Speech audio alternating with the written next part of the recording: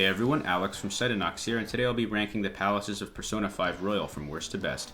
Persona 5 Royal is my second favorite game of all time, right behind Doom Eternal, so I'm excited to finally be getting around to talking about it on the channel. I've played through Persona 5 3 times, once in the vanilla version and twice on Royal, which I consider to be vastly superior for a number of reasons.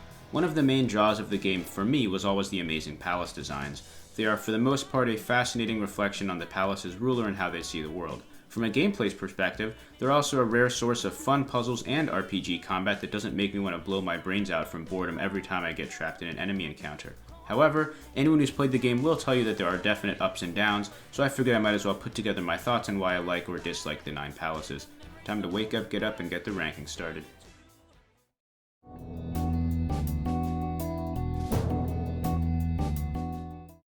There are a multitude of reasons why the Prison of Regression is running up the rear, but I think the most glaring is just the complete lack of a personal connection to any member of the main cast. For all the other dungeons, the ruler is someone who has made at least one and oftentimes more of the main characters' lives miserable or threatened to do so. There's this sense of do or die, as I like to call it, a kind of tenseness that comes from knowing failure in the metaverse will lead to catastrophe in reality. Of course, this is technically true of the Prison of Regression, perhaps even more so due to it spelling the end of the world as you know it should you fail to defeat the God of Control. But let's be honest, you know as well as I do that it's just not as compelling as the more grounded threats you faced before, like getting sent to prison or being extorted by the local mafia. And the lack of a singular ruler means there is no real focus or theme for the design and story beats here, so it's just repetitive red and black squares for about 45 minutes before you hit the bottom floor. Yeah, 45 minutes. It's the shortest palace by a mile if you know what you're doing, which I suppose is for the best, but it really doesn't stick with you like the others do given the short duration and lack of variety. The puzzles are fine, not too unpleasant, but nothing too complicated save for a few trickier later spots.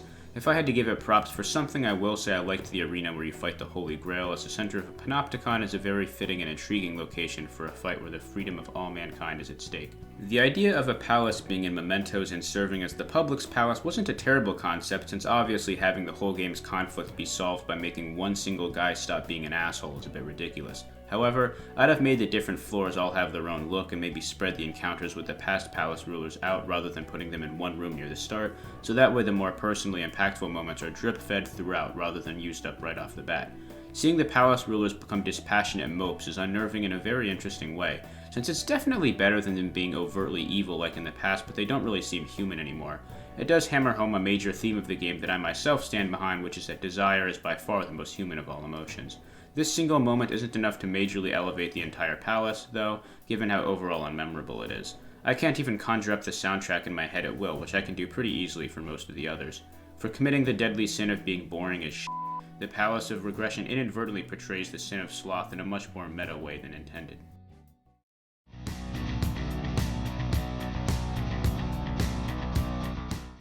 This was one of the hardest palaces for me to rank. It's one that people seem to be fairly divided on, which I think is owed to the fact that it does a lot right, but it does even more horribly wrong. For one, my main complaint, it's so f***ing long! It took me almost an hour longer than any other palace in the game, and was my third playthrough, so I knew exactly what I was doing. The music has a monotonous sound to it also, which starts to drive me a little nuts after hearing it a while, a lot like the Joke's End theme from Mario & Luigi Superstar Saga. Honestly, these areas are hilariously comparable. Both are lengthy late-game slogs that I tend to dread going into. The enemies have a really frustrating difficulty spike here, which I think makes it the hardest palace other than Kamoshida's.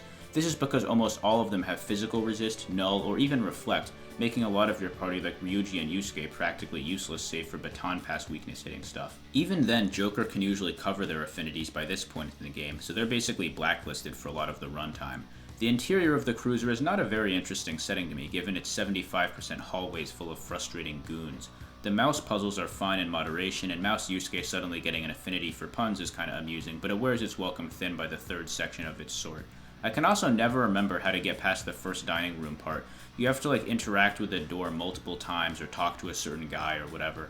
I always forget, and it's stupid crap like this that starts to get on my nerves not even 15 minutes into the proper infiltration. I think the storyline for Akechi here is a bit wonky also, but this is thankfully fixed for the most part in Royal because of how they reworked him in the new semester. In Vanilla, he just trauma dumps on you while the main cast bully him and then effortlessly beat him up in a 1v4 until his cognitive self blows his brains out and he's never mentioned again for the rest of the game. Shido's fight is hype as f***, which is the main reason I put this palace above the prison, along with the cruiser having an actual design even if it's rather repetitive. I'm not going to talk in depth about the bosses until next week though, so I'm only going to skim through them on a cursory level in this video. I will say that the calling card is the best in the game and extremely satisfying to watch after getting played by Shido for the better part of a year. Hijacking Jumbotrons for a mass broadcast was an awesome idea for what was originally the final calling card in the game. The escape cutscene is cool as well, and it also happens to be the only part of Persona 5 Jack has ever seen me play to my knowledge, so he probably still thinks Ryuji actually dies here, which is hilarious to me. Rambling aside, the Cruiser of Pride is a severe drop in quality after the casino, making its many failures all the more pronounced.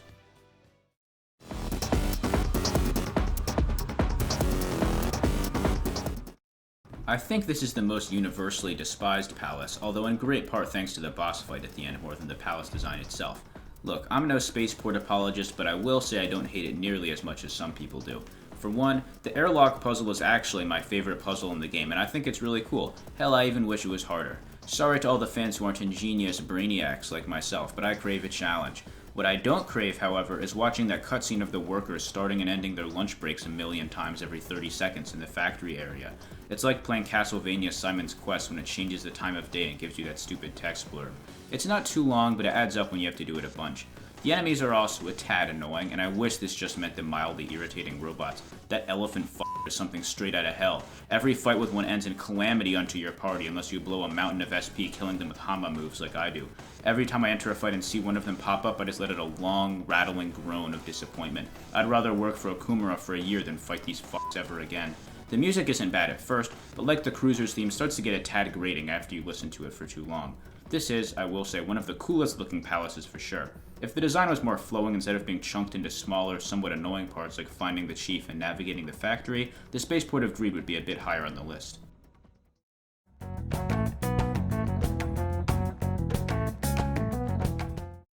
This is the palace that pushes the Phantom Thieves out of the minor leagues, and the first one on the list that I'd say is pretty good.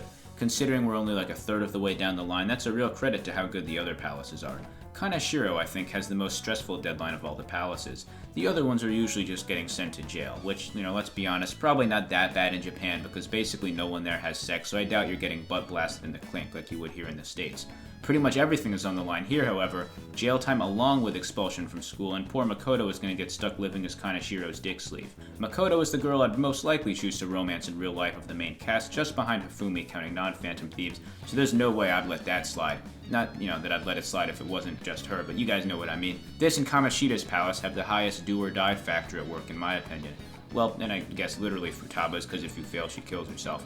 Anyways, breaking the bank is classic Phantom Thief fare, and accordingly has plenty of neat mechanics like the satisfying security camera kicking. I also really like how they designed the palace, especially the lower levels when you're inside a massive stake mechanism. The progress you make is very tangible, and the enemies are a good balance between difficult and manageable. I do have one main complaint, which is that the central puzzle near the end of the numbers being letters is super tedious due to all the menu fishing and memorization it requires. It annoys me to the point of being the only puzzle in the game I always Google out of laziness. While solid in its own right, Kaneshiro's palace doesn't have as many significant story moments as a lot of the higher up ones do, and lackluster puzzles, which cements it as a mid-tier entry for me.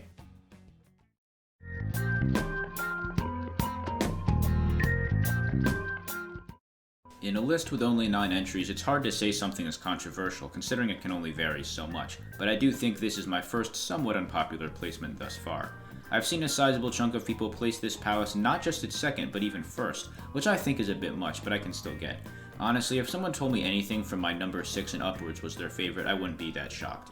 As the expository palace, Kamoshida's palace is tasked with the burden of serving as both the tutorial and a fun introduction to the infiltration process, which is a tricky balancing act. As tutorials go, this one is pretty painless, with the instructions seamlessly integrated with the introduction of Morgana. Unlike most tutorial characters, he has an actual purpose beyond being walking exposition. Well, later in the game at least. Royal made him far less irritating overall, for sure. The main strength of this palace, besides the cool, excellently done castle theme, is Kamoshida himself. He is, I think, the most hateable palace ruler other than Madarame, which really makes you want to take him down.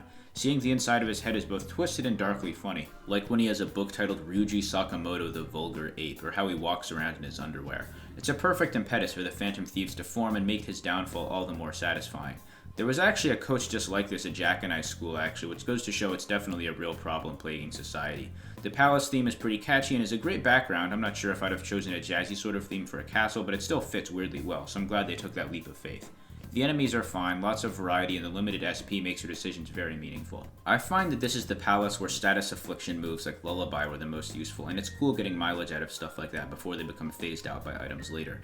It's still miles easier than some of the dungeons in past games for me, like Kanji's Bathhouse from Hell and Vanilla Persona 4, but that doesn't mean things aren't ever tense. If there is a weakness, it's that the upper floor is a bit less interesting to me both appearance-wise and gameplay-wise. The backtracking for the key is sort of a hassle, and the enemies are way less varied up there, so it got a bit repetitive with all the fights. I like this palace a lot, but it's just simpler than a lot of the others by nature of its early placement, which isn't really a slight on the development side. It really isn't supposed to be the best dungeon. Any game where the best part is the beginning is depressing to me. Otherwise, you get Dark Souls 1 syndrome, where the game becomes dog shit after the halfway point, and players never feel like doing a full playthrough because they've already passed the good part. The Castle of Lust completes its goals and more, but is simply outshone by later, more complex offerings.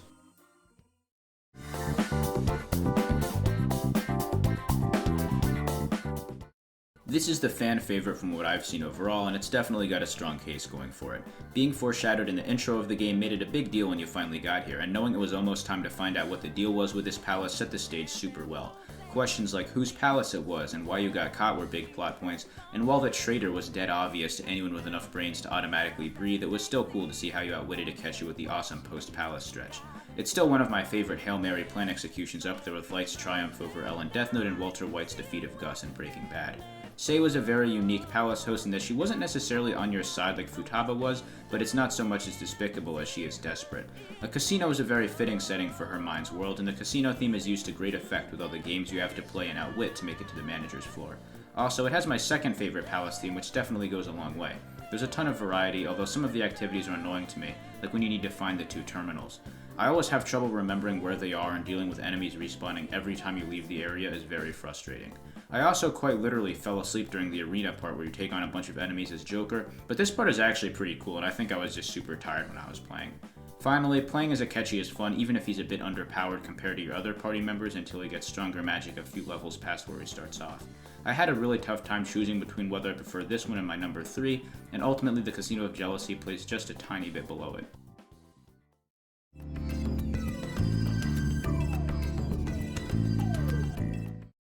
I've said it 100 times and I'll say it again, I always love desert areas. The Pyramid of Wrath has everything you could want, great puzzles, solid enemies, lots of variety, and a very compelling story behind it. The town part in the beginning, for instance, is a cool side piece and doesn't overstay its welcome like it easily could have. The pyramid itself has a very tangible sense of progression thanks to the central staircase, and I think is the best paced palace in the game. It feels exactly the right length, and no part in particular feels overly drawn out besides maybe the ascent from the pitfall in the beginning being a little longer than it should. It's all just getting you back to where you were originally, which is a little demotivating. The cursed gems and picture puzzles are interesting, and especially the former sometimes took me a little while to figure out. I also think it has bar none the best escape cutscene, and I still wish they had one of these for every palace instead of just roughly half of them. These cutscenes all look 100 times better than the Persona 5 anime did for some reason, which I remember finding really disappointing given how amazing the Persona 4 anime was. Back on topic, the Pyramid of Wrath is both an engaging mid-game hurdle and a thoughtful, diegetic way of conveying Futaba's backstory, cementing it as one of the best palaces in Persona 5 Royal.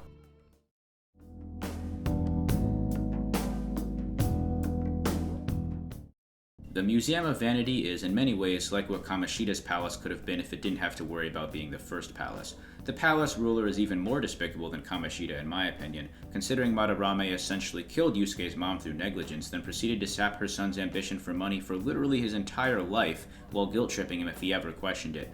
In fact, he did this to scores of students going off the amount of pupils accounted for in the opening rooms of the palace.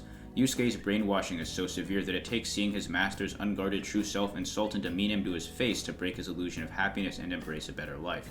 It almost gets a bit cartoon villainy when they keep revealing horrible things Madarame has done in the last part of the palace, but the game revisits the topic a few times in Yusuke's social link, and it becomes a bit more unclear if Madarame was always this evil.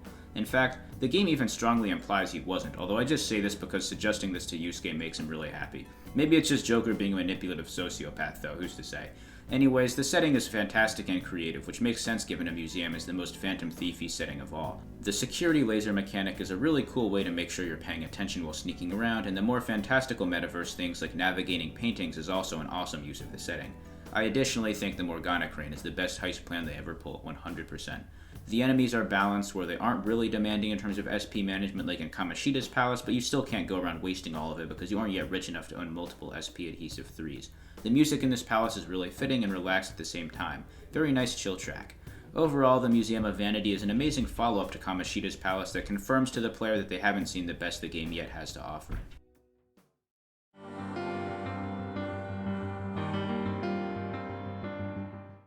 For the addition of this palace alone, Royal became the definitive way to play Persona 5 to me, as I stated earlier. The whole third semester is by far the best part of the game, both inside the metaverse and out, in large part thanks to Maruki. His motivation is both understandable and compelling, and for a while he could even convince a lot of players. Obviously, given the fact that so much amazing content is locked behind opposing Maruki, the developers intended to have you side with Akechi on the issue, but they don't make it painfully obvious. Maruki even parries one of Akechi's initial main qualms, being that accepting his world would be ignoring the truth.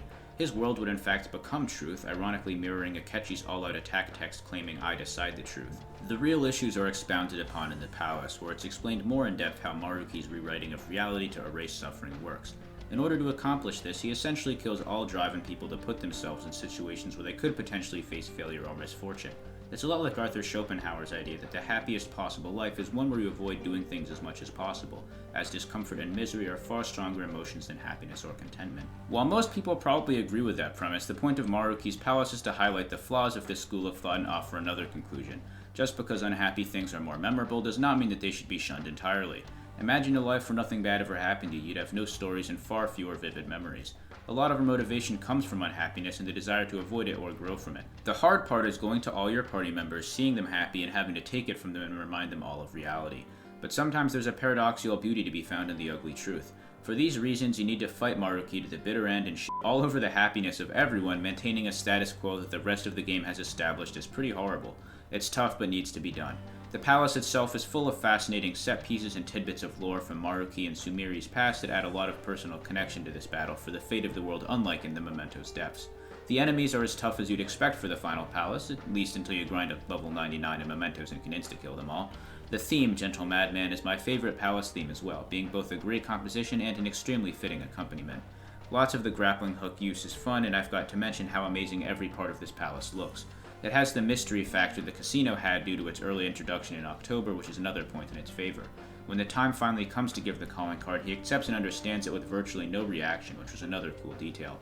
For having both the best gameplay and story of any palace by a long shot, I consider the Laboratory of Sorrow to be not just the best palace in Persona 5 Royal, but quite possibly my favorite level in a video game, period. Thanks so much for watching, and I hope you enjoyed. Next week, Jack and I will be covering the bosses of Star Wars Bounty Hunter, and the week after that, I'll be returning to Persona 5 to talk boss fights. If you enjoyed this video, you definitely want to catch that one. That's all for now. Deuces.